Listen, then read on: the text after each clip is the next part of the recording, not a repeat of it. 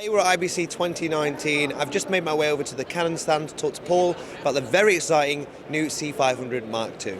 So could you tell us basically a bit about the camera? What is it? So this is the next generation of the Cinema EOS range from Canon. It features a full-frame 5.9K sensor, recording our Cinema RAW light codec as we have on the C200 onto the new CF Express cards. Alternatively, we can have an XF-AVC signal going to the same cards at 42 10-bit, and it gives you the same data rate in that case as the C700 FF. Wow, okay, so a much more expensive flagship camera, you're getting the same sort of data rates in there. Yeah, I mean, in the XF-AVC you can record it up to 810 megs per second. On the Cinema RAW Lite, you'll be recording about 2.1 gigs per second, as opposed to the 1 gig per second on the C200. So yeah, it's really designed for a lot of different uses actually, because it's modular. You can add extra expansion modules onto the back of it, and each one just increases the connectivity. So for just a single shooter run and gun guy, he can put a cine servo lens on the front, or he can put a photo lens on the front. He can attach the optional viewfinder.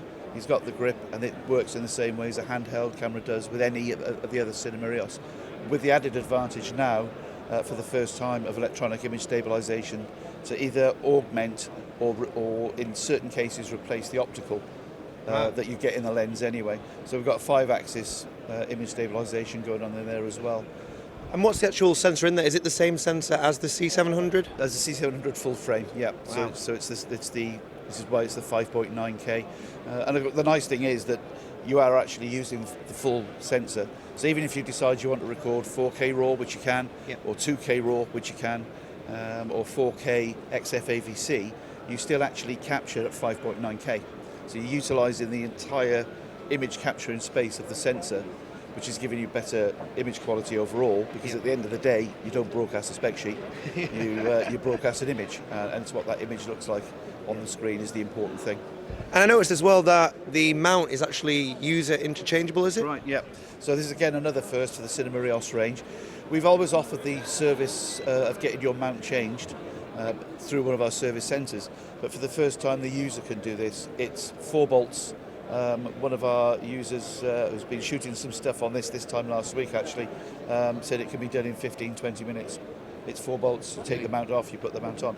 And the nice thing is that if you go from the EF mount, which is the standard mount as supplied, obviously you get the dual pixel CMOS autofocus. PL mount goes on, you don't get that, but what you do get is Cook-Eye technology, so you still get the lens data. Wow. When you change it back again, then your dual pixel autofocus just reactivates it. So it just makes it really, really usable. So if you're an independent owner-operator and your next client says, actually I want you to shoot this on a PL mount lens, I want this lens, you don't have to go and hire another camera with a PL mount. You take the mount out of your spares drawer, fit it, do the job, revert back for the next customer. And of course, rental houses as well. Yeah, they're going to love that, aren't they? They're going to love it, so they don't have to have a number of EF, a number of PL. They can have a number in the middle somewhere and just arrange the mounts and the expansion units. So it makes it a really versatile camera across a whole sort of a whole lot of sectors. And how has the general reaction been here at IBC to this camera? It's been very positive. I mean, people recognise the quality of the 700 FF's image. Sure, and to put it into a more compact form. I mean, there are differences. I mean, there's big differences in data rate. The 700 FF is a RAW camera as opposed to a RAW light camera. But this will give you about 20 minutes recording on a 512 gig card. Whereas the 700 FF will fill up a 2 terabyte card in about 21 minutes. So it's a massive change in data rates. But if you're looking at a multi-camera production, you can envisage the 700 FF as the A camera. This then becomes the B camera or the second unit camera, because it has the same field of view, and it has the same sensor, so the colour reproduction is going to be the same. For sure. So it's going to be much easier to match it in together. It's going to be a lot more easier to fly something like this on a gimbal, or absolutely, because there's no viewfinder as standard. So you can just strip it right the way down. Payload is duration. So you strip it down to its bare bones. You put an autofocus lens on it if you need to. You can put a new Wi-Fi adapter on there as well, so you can browser remote control it. Ah. That interface has changed as well. It's just a really versatile all-round.